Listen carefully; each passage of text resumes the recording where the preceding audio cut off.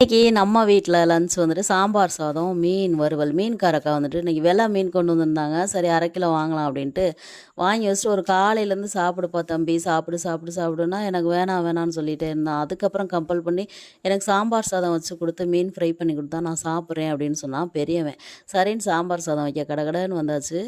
எண்ணெய் ஊற்றிட்டு கடுகு சீரகம் போட்டுட்டு வெங்காயம், தக்காளி, பச்சை மிளகா, பூண்டு, அதுக்கப்புறம் பெருங்காயம், காய் வந்துட்டு முள்ளங்கி, கேரட்டு, சௌசௌவு, அது கூட வந்துட்டு ஒரே ஒரு நூக்கல் எல்லா காயும் போட்டு நல்லா வதக்கிட்டு சாம்பார் தூள் அல்லது குழம்பு தூள், தனி மிளகாத்தூள் 2ல் எது வேணாலும் போடலாம். போட்டு நல்லா வதக்கிட்டு சரி தண்ணி ஊற்றிட்டு சாம்பார் சாதத்தை ரெடி பண்ணியாச்சு. அதுக்கப்புறமா மீனும் ஃப்ரை பண்ணிவிட்டு எடுத்து கொடுத்தா எனக்கு எப்போ வேணால் கொஞ்சம் நேரம் கழிச்சு சாப்பிடவான்னு கேட்டான். எனக்கு வந்துச்சு பாருங்கள் கோபம்.